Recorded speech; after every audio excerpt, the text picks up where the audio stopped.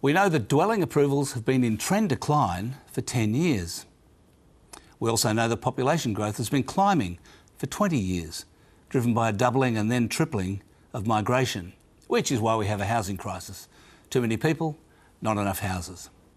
So this week we get new data on both housing approvals and overseas arrivals and departures for the month of February. So the latest demand and supply will be revealed, but the two things won't be connected, of course, not officially at least. So let's connect them. Here's the back of my envelope for those things in the previous month, in January. Permanent and long-term arrivals in January were 128,410. Permanent and long-term departures were 85,160.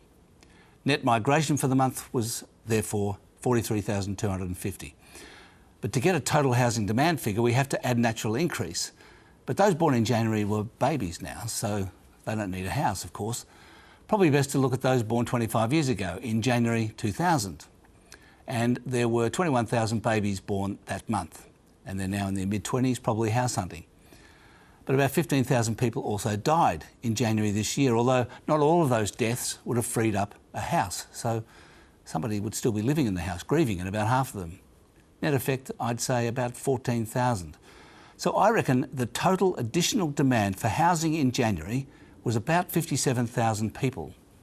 Occupancy is 2.5 people per house on average, so those people need 23,000 places to live in.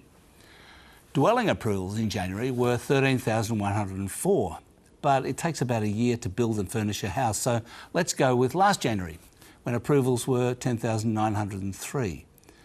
So that means the housing shortfall in January this year was 12,000. Demand was more than twice supply. I reckon the government should connect those two bits of data and be accountable for the gap.